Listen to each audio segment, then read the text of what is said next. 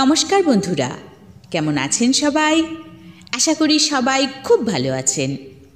আমি মুক্তি বিশ্বাস আজ হাজির হলাম আপনাদের কবিতা পাঠ করে শোনাতে।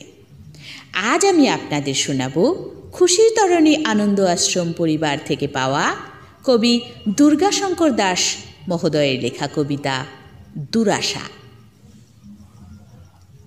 কেউ কেউ আজ কলমটা ধরে হতে চায় কালিদাস, কবি হবে বলে দিন রাত ধরে লিখে চলে 12 মাস।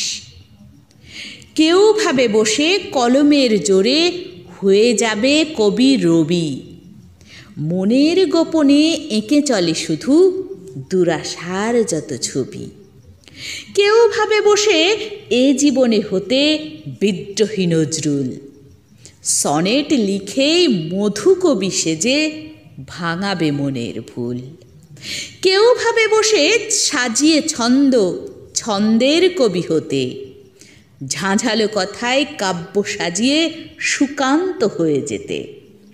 কেউ ভাবে শুধু প্রকৃতিকে নিয়ে লিখবে মজার ছন্দ, প্রকৃতি প্রেমের পুলক জাগিয়ে সাজবে জীবনানন্দ।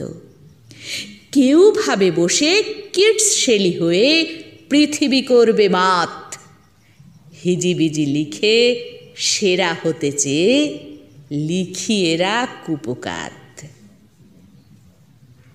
শুনলেন কবিতা দুরাশা, রচনায় কবি দুর্গাশঙ্কর দাস, কণ্ঠে ছিলাম আমি মুক্তি বিশ্বাস। বন্ধুরা, কেমন লাগলো আমার কবিতা পাঠ? যদি আমার কবিতা পাঠ আপনাদের ভালো লেগে থাকে তাহলে অবশ্যই ভিডিওটিতে একটি লাইক করুন আর আপনার সুমন্তব্য প্রকাশ করে আমাকে এবং কবিকে উৎসাহিত করুন। নমস্কার।